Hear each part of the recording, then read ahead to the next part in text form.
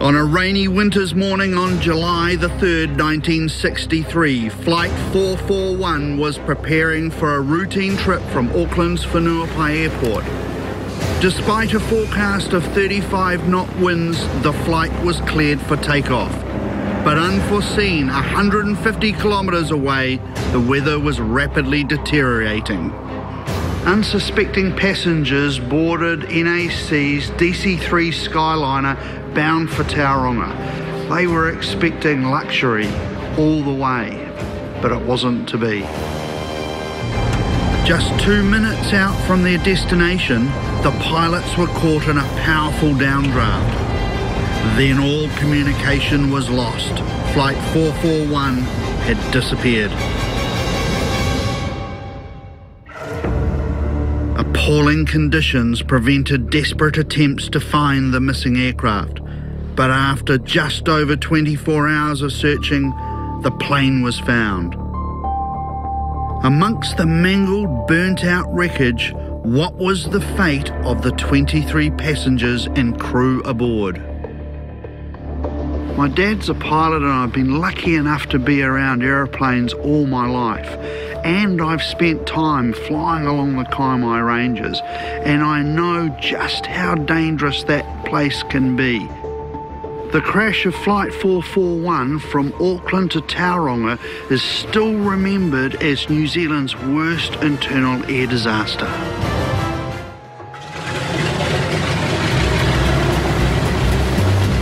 In 1963, air travel in New Zealand was booming. Even with new planes coming into service, the newly formed national airline NAC maintained more than 20 post-war Douglas DC-3s. An iconic aircraft, it continued to provide accessible air travel on the provincial routes around the country. Going for a passenger flight in a DC-3 Skyliner was a big deal. It wasn't jandals and t-shirts, it was hats and bags and suits. Air travel was very glamorous, but one flight would also be deadly.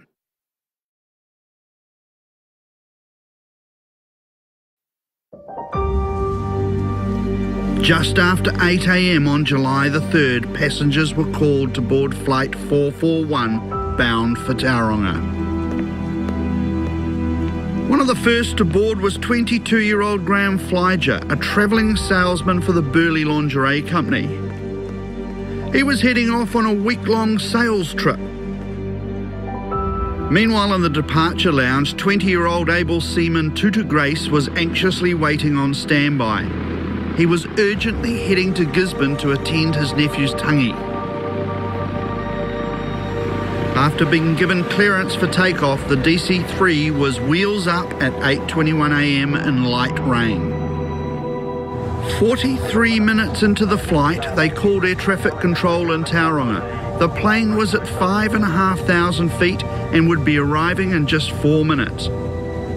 But what they didn't report was that they were flying blind in heavy cloud. Moments later, at 9:06, there was another call. Tauranga, we are 2 minutes out. Request descent to 4,100 feet. Alpha Yankee Zulu, this is Tauranga. You are clear to join Tauranga at 4,100 feet. Clear to join Tauranga at 4,100 feet, vacating 5,500 feet. But then there was silence. That was the last that was ever heard of Flight 441. After several minutes, an ashen-faced flight controller turned to his colleague and said, "I've lost an aircraft."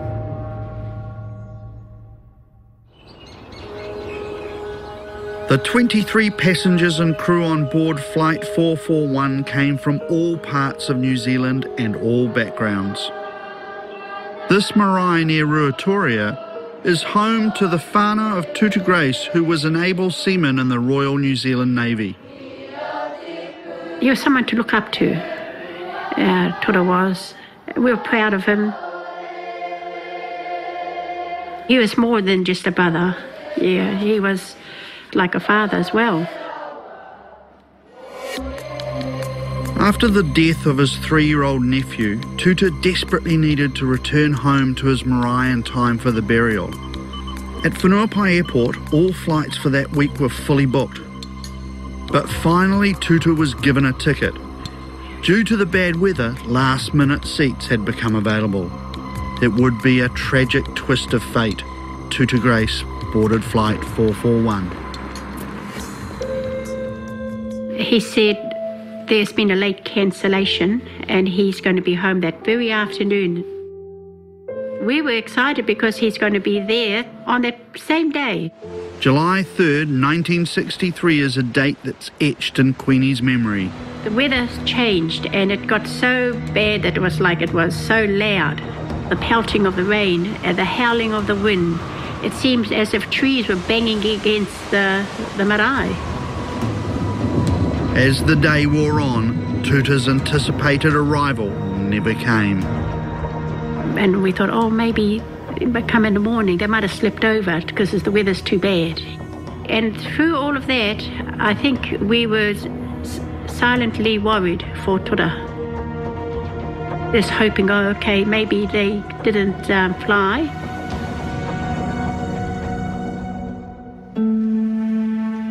Early the next morning, a visitor arrived at the marae. I remember sitting there like that, the window, and it was looking down the paddock, and then I saw the police car pull up, and the policeman proceed towards the marae. We sort of knew. I think we sort of knew. We sort of held our breath, And when our father came in and told us that the Tuta's plane is missing, the way he said it, I can still see him standing there and tell us, and we sort of shock-bound. I was looking out the window and looking amongst the mist and just thinking, where are you, my poor brother? You're in there. You were somewhere lost in there. The family had been waiting for Tuta's arrival before beginning the tangi for his nephew. But by mid-morning, torrential rain was filling the freshly dug grave. They were advised that the burial must proceed. He was taken up to the graveside and he had to be lowered down into this water grave.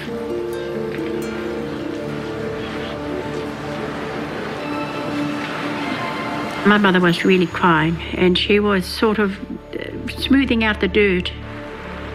She was saying things like, another one is coming, joining you. And just to hear her repeat those words, I knew what she was saying. I knew what she was saying. I wanted him to be alive. That the plane is sitting there and he's probably sitting under a tree somewhere getting out of the rain. Those are the fantasies you like to believe, yeah, but they were fantasies.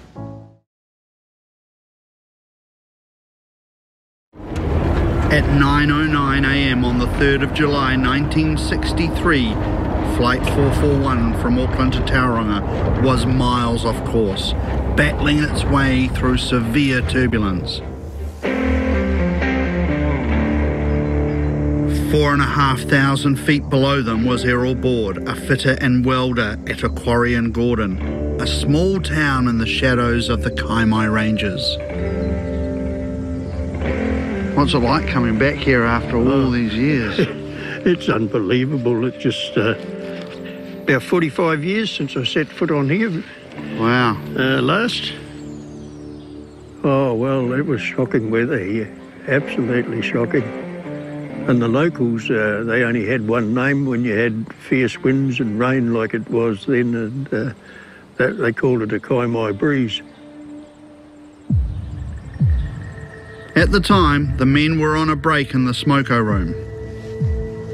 I went over to the workshop to cook up a bit of soup and that because it was a cold day and I hadn't had breakfast. And when I'm coming back, I've got this pot of soup and I heard a plane. I recognised it as a twin engine and a DC-3, and it came in right on the side of the hill, just not far from the quarry, from Pyro end. and I noticed that the engines were roaring, and I'm standing out there, it's raining, it's cold, and I was thinking to myself, they think they're on the other side of the Kaimai Range and they're turning off the mountain. And I reckon they were flying into it. And sure enough, they just veered around slightly to their left, and I just heard, oof. I went over to the smoko room and I said to the guys, I think I've just heard a plane crash. Errol was so concerned about what he'd heard, he called the police in nearby Matamata. And he must have rung Tauranga, and sure enough, there was a plane that was overdue. And I said, well, I believe it's crashed, and I think I know pretty much where it is. Not too long after, the police came out, and there's search and rescue people arriving, and Paul Motley was the cop from Matamata at the time. He said, can you show me on this map where you think that plane is? And he opened the map up, and I put a mark on it where I thought it had landed. Because of his local knowledge of the area, it was agreed that Errol would lead an initial search in the ranges. They asked how long I thought it would take to reach the area, and I told him probably about 2 or 2.5 hours. And he said, well, it's such and such a time now, and you make sure at that time you turn around and come back, no matter where you are. We don't want to lose you too, you see. So we made our way up there, and sleet and rain was coming across pretty near horizontal. The time came to turn back, and I said to two of the chaps, I said, you know, I think I can smell something burning. And we were that close, and the wind was blowing that hard, you didn't know exactly where that smell was coming from, but you had a rough idea it was just slightly further into the ranges, you know. Did you think there could be people alive up there? In my mind, that was number one. If there was any way you could save some lives, that was the ultimate thing that would have had some satisfaction. While Errol and his team were on foot, several planes were searching from the air. But low cloud and severe turbulence meant they had to abandon the search.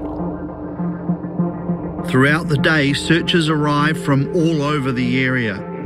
By the time Errol returned to the quarry at 5:30 p.m, it had been transformed into a primary staging post for a massive search and rescue operation. The Army, St John's Ambulance and hundreds of volunteers had all been mobilised. Around the quarry itself, I don't know, I'd guess there was a couple of 200 or 300 people arrived. But it was raining and muddy, and you couldn't have found much more unpleasant place. It looked like a stock sale with a bunch of farmers in sou'wester hats and raincoats. It was just, and gumboots. By the end of the first day, searchers still hadn't found the missing aircraft or the 23 passengers and crew on board. The next morning, something new arrived.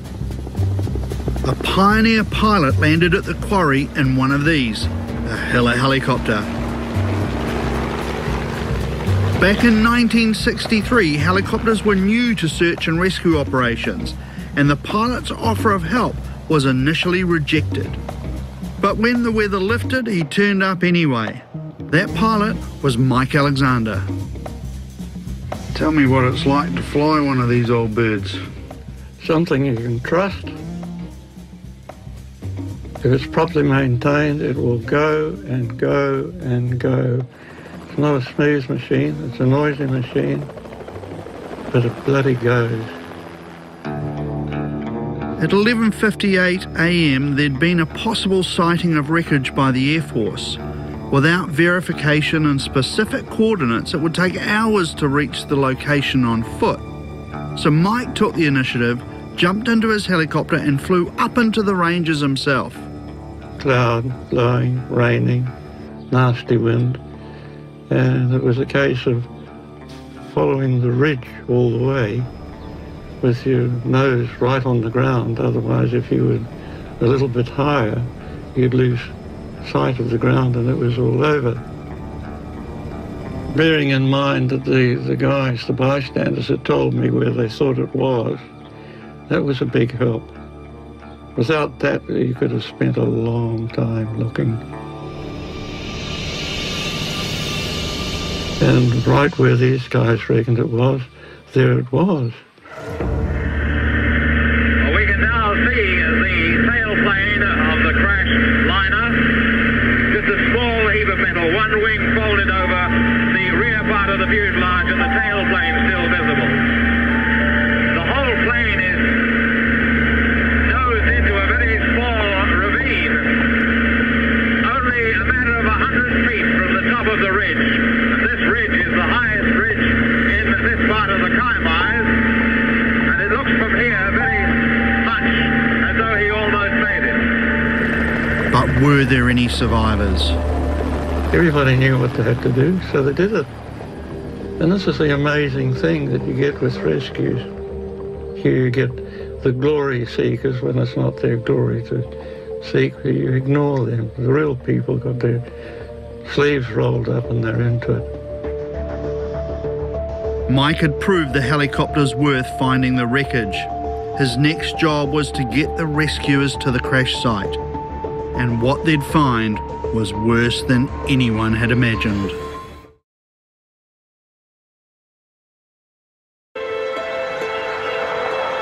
The crash of NAC Flight 441 on a midwinter's morning in 1963 galvanised a small community. At the height of the search, almost 250 volunteers were involved, including over 40 locals. The 15 pupils of Gordon School were sent home and the building became the catering and accommodation headquarters for the search. The wreckage of the DC-3 had finally been located on the second day of searching. But until rescuers could reach the crash site, it was still unknown if there were any survivors. A group of men, mostly police, would be the first to find out. Leading this team was 33-year-old police constable Laurie Cobb. Everybody was desperate to find out if there was anybody left alive. That was the big thing that was pushing us all the time. At around 10 a.m. on the third day of searching, Laurie and his team were flown into the area by Mike Alexander. To get to the actual site, the team had to crash through thick bush, and in the end, the going was too tough. We finished up walking around the top of the hill and come back out to where we were, so that's when I said, right, let's get in the chopper. On their second attempt, Mike Alexander flew down the ridge and hovered closer to the wreckage.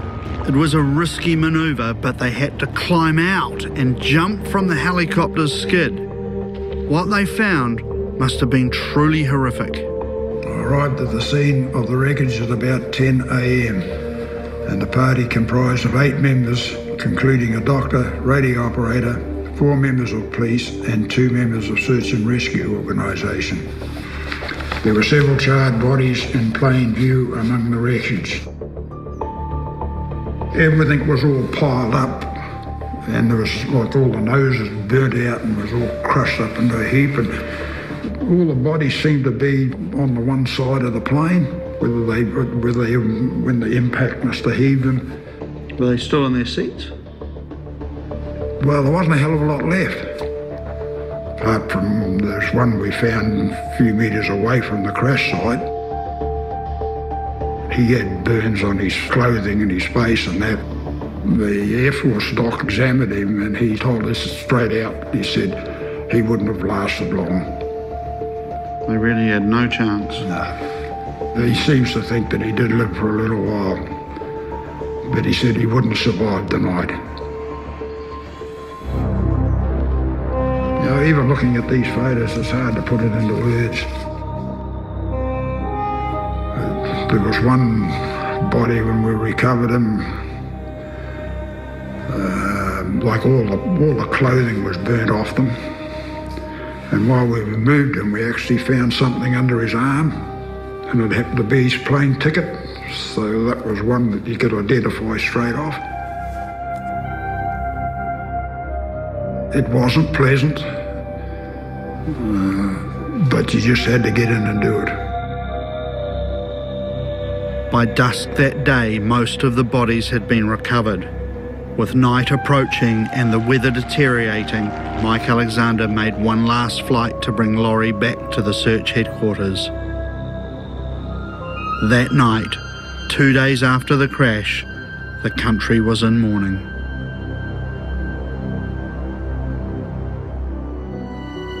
Before an investigation could begin, the families and loved ones of the 23 dead had to be notified.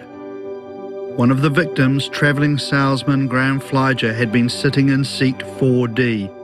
His girlfriend at the time was a young Julie Harris.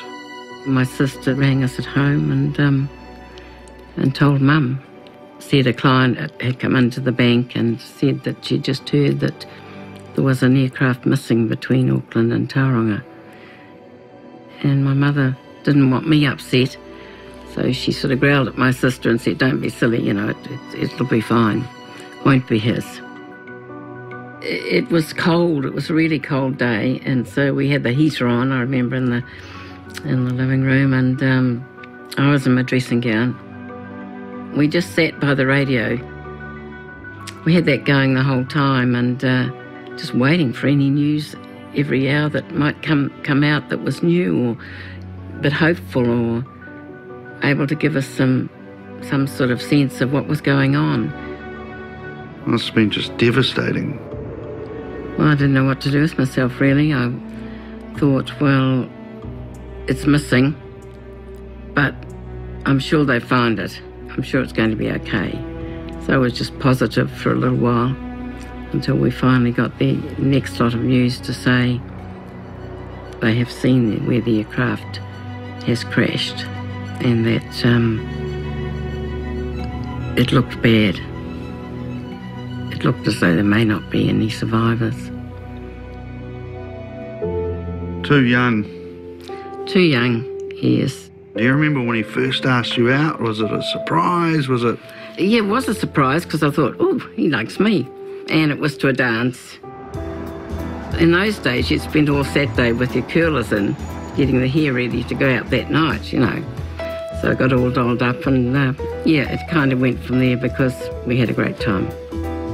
I really liked this dress because it was nicely folded there. It was in pale blue. Showed off your nice waist there and then came out into a very pretty skirt. And I felt really good that night. You know, it wasn't love at first sight. It was a friendship that grew into a very important relationship. Graham worked as a salesman for a well-known Australian lingerie company, Burley. His grandfather was a tailor, so he made all his suits for him privately, and he always looked very smart and spick and span, which is pretty important for somebody in that line. Graham's job took him all over the North Island, and he regularly caught flights to the smaller provincial towns. On the night before he left for his trip, Graham stopped in to say goodbye to Julie, who was sick with glandular fever. Well, I was in bed and I was in the dark because that was most comfortable. I was just lying there feeling most miserable. And he came round after tea and said, well, I've just come round to see you because I'll be away for this week, of course. And turned up with this beautiful bouquet of flowers. And I said, yep, have a good flight. And away he went. I didn't understand what it would be like for an aircraft to actually be absolutely in pieces and smithereens and bodies just being flung out or lying there, thinking, I don't believe it, I can't understand this. The flowers must have been quite a big thing to... I don't know, it gets me when you talk about that, because there must be a point when you do actually have to throw them away. I think my mother did that. We took 1 or 2 out as they gradually died, so that you still had some there to look at. And then I think she finally said, no, I think they need to go out. You realise that that was final. That was final.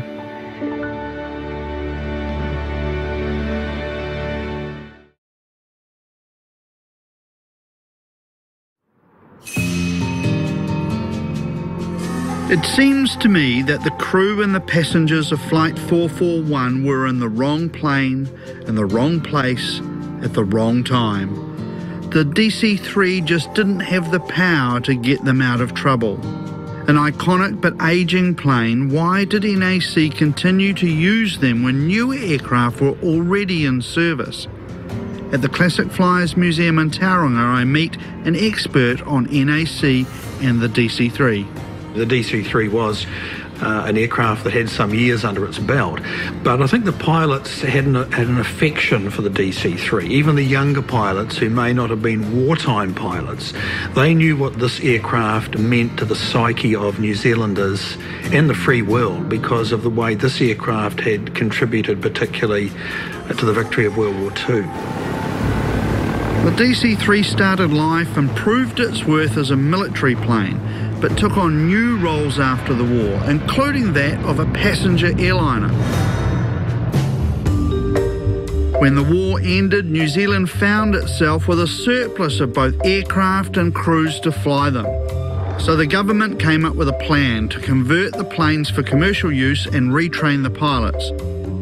This worked well up until the end of the 50s. At that time, the friendships and the Viscounts were also being introduced, but NAC realised that the DC-3s were going to have to last through until maybe 1970. But the public were not very happy about having these utilitarian DC-3s with basic seating, bland colours. So NAC decided in 1962 that the DC-3s were due for a kind of a makeover. And after a competition, they decided they'd be called DC-3 Skyliners. Wow, and this is it here, right? That's it there. Absolutely beautiful looking machine. And they decided to name the first 2 Skyliners after the twin cities in Hawke's Bay, Napier and Hastings. So ZKAYZ was the second Skyliner, and after a 3-week conversion was rolled out in March 1963. Used by NAC as their promotional aircraft. So professional air-to-air photography focused on this beautiful looking ZKAYZ, the new DC-3 Skyliner. This is the NAC airline review. So this is the magazine that's in the back of the seats. And the interior is quite luxurious. Isn't it? With sort of a Formica end wall there. The colours, subdued colours of the 1960s, and the hostess wearing her beautiful glamorous uniform. Again, a glamorous occupation in those days, so a warm smile, personal service, and quite often, people were flying for the first time. So on a provincial flight like Auckland to Tauranga, the hostess would know there'd be 1 or 2 people on the flight who'd maybe never been up before. But no one knew what tragic fate awaited this very plane just a few months after these photos were taken. Richard, I've got a seating plan here, which you could probably tell me a little bit about. We can see that, of course, Captain Inchmarch in the front left-hand seat with Peter Kissel, the co-pilot. And it's interesting seeing where people were seated. So of the passengers, the majority were actually going to Gisborne, and Gisborne was, hard hit. There was 9 or 10 of these passengers going to Gisborne. What was the experience of the flight crew? Captain Len Inchmarch was 35 years of age, but with considerable experience, so had more than 6,500 flying hours. He was generally considered a calm, reasoned, reliable captain who had a bright future ahead of him. The co-pilot, Peter Kissel, had even more experience. and was the second most experienced co-pilot that NAC had, with 10,000 flying hours. So in terms of, a DC-3 flight in 1963, these two were well qualified and well experienced. And to help me with this, I mean, you've done all types of aviation, from Air Force flying P-51 Mustangs, vampires, into airlines flying all sorts of airliner jets, retiring on the 747-400, and I know you've got a connection with this accident. Well, I do. I've worked in accidents investigation branch with Paddy O'Brien. I believe his findings are right on the money. And these are the documents the pilots used to plan that last fateful flight. So can you walk me through them? Well, they'd see that there's a low situated northeast, and the line of travel is down across their route, so the weather's going to get worse rather than better. And the strongest wind that they were expecting to encounter on the way to Tauranga was 35 to 40 knots. But instead, the pilots encountered twice that, 70 to 80 knot winds. That's almost 150 kilometres per hour. And as they were approaching the Kaimai Ranges, they were enveloped in cloud, meaning they had little, if any, visibility. Not being able to establish how they're tracking across the ground is critical to where they finished up. And they finished up not on the Tauranga side of the Kaimais, but on the westerly side of them.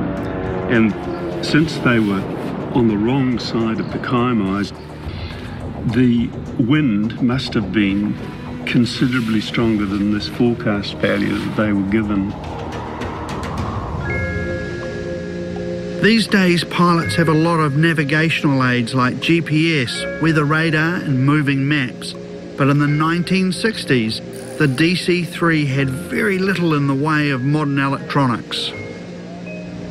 They did in terms of the radio compass, which is a device in the aeroplane that points at a radio beacon situated along the route or at the point of departure or at the destination. So you're sitting on the flight deck, flying the aeroplane, and there's a needle that's actually pointing at this beacon, which in this case was Tauranga. Yeah. And they thought they were on the Tauranga side of the Kaimais, which is flat ground, and they had no hills in front of them that could be a danger. That radio compass would have shown them the direction to Tauranga Airport, but not their actual position. Unaware they'd been blown onto the wrong side of the Kaimai Ranges, the crew of Flight 441 thought they were safe to begin their descent. Tauranga, we are 2 minutes out. Request descent to 4,100 feet. Alpha Yankee Zulu, this is Tauranga. You are clear to join Tauranga at 4,100 feet. At that point, they ran into incredible downdraft off the Kaimais. I know from gliding around the Kaimais, when the wind is strong and it hits the side of the hill, it's got to go up because it can't go down because it's ground here. And once it goes up, it comes over the hill and flows down. And if you get into that down-going wind, it's going to take you down, and it's going to be as rough as all hell when you've got wind at sort of 70 to 80 knots. Where's all this turbulence coming from? And then suddenly they start going down, and the evidence is quite clear that they were under takeoff power. So the crew obviously reacted to the sink rate and applied takeoff power. But the poor old DC-3 is not up to a 2,000 foot a minute rate of climb. The takeoff power wouldn't have prevented them sinking below their minimum safe. And tragically, that was just too low by a small margin to clear the Kaimais.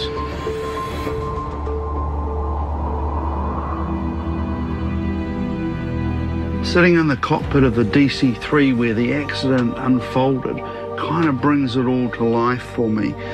They would have been cruising along at 140 knots We know there was an incredibly strong northeasterly breeze blowing that would have been shooting air over the top of the Kaimais, and the turbulence would have been incredibly alarming in the aeroplane. They would have been bounced all over the place. They would have been looking at the vertical speed indicator, seeing that the aeroplane was going down. We know they went to full power, so that pilot would have selected the throttles to full to get as much power as they could. And we also know that looking out the front, they would have seen absolutely nothing.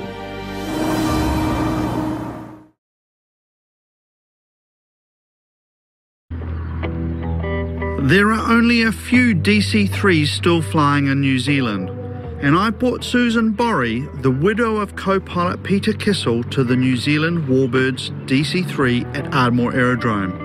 It's the first time she's ever set foot in one of these aircraft. How does it feel sitting in the seat that, you know, it all happened? It's very small, and I never ever thought I would be in the cockpit of the DC-3. Never. Never. And I don't know where the captain sat. Did he sit there where you are? Mm-hmm. And I'm sitting in the, yeah. It's a bit strange. It's lucky that pilots tend to be small, because I don't know how you'd fit in if you were 6 foot plus. Peter had little hands, little feet, and he would have fitted in beautifully. Fantastic. Yeah. I'm very happy to be here, and I think he'd be happy too. Peter had always been passionate about flying.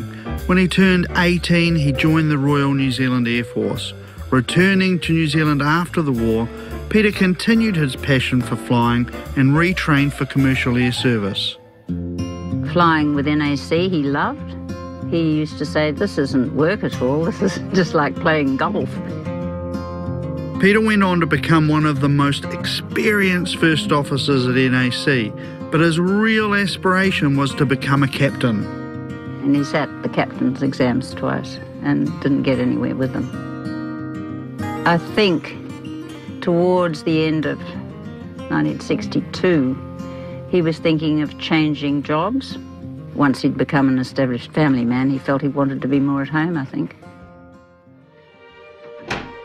On July the 3rd, 1963, Peter said goodbye to his young family, leaving for a routine flight.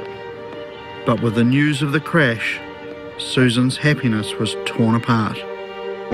Your rock had gone, totally gone from under your feet. What do you do next? What kept me going was having to make formula in babies' bottles and change nappies and talk to little ones. And the kids didn't know. They were too young to know what was happening. How do you tell a 2-year-old that you're not going to see Daddy again? But I felt that his memory lives on in his kids. His son Adam is very much like his old man in his sense of humour, which is great to see. I love to see that carrying on into generations later on. It's wonderful, yeah.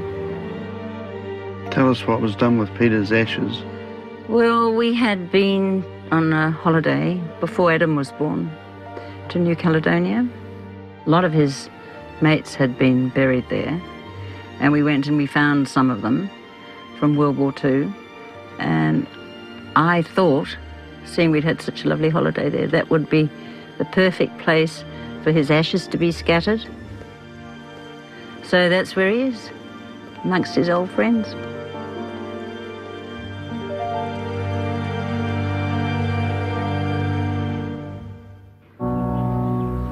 When the body of passenger Tutu Grace finally arrived home, it was in a coffin draped with the New Zealand flag. We were happy to have a body. The coffin was very light, so there's probably only some of him, burnt. He's burnt away. Like so many families that suffer the experience of losing a loved one, the Grace family needed to see where Tutu had died. So 3 weeks after the crash, 13 of the whānau trekked up to the crash site in search of closure. Walking up that hill a mile away from there, the stench was so bad.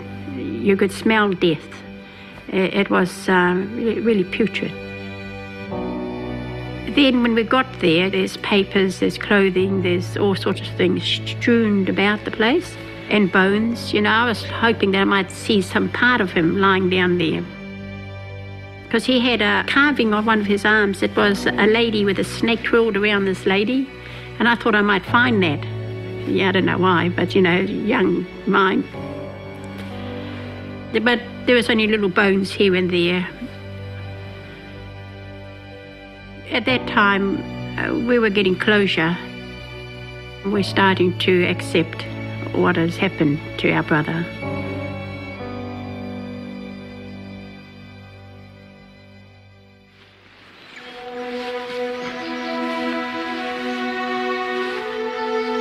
To get a better sense of this disaster, we're tramping up to the crash site itself. It's cold, but unlike July the 3rd, 1963, it's sunny, a stark contrast to the conditions the searchers faced all those years ago. Due to the rugged terrain, the wreckage has never been removed. To discourage sightseers and souvenir hunters, the Army later attempted to bury what remained with explosives.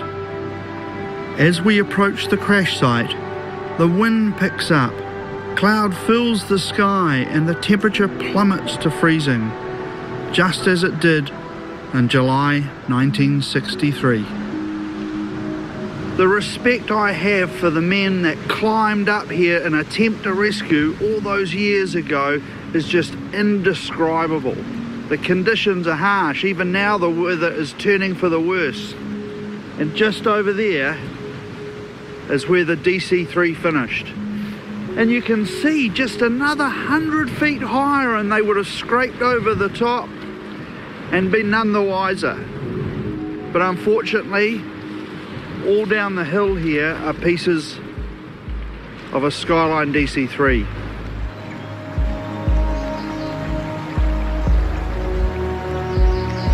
The wreckage of this once proud aircraft is a terrible reminder of the 23 lives lost here. The crash was a case of incredibly bad luck. The pilots were off course in atrocious weather, and once they began their ill-fated descent, the DC-3 didn't have the power to get them out of trouble. The disaster on July the 3rd, 1963 is still the worst aircraft accident on New Zealand soil. Long may it remain so.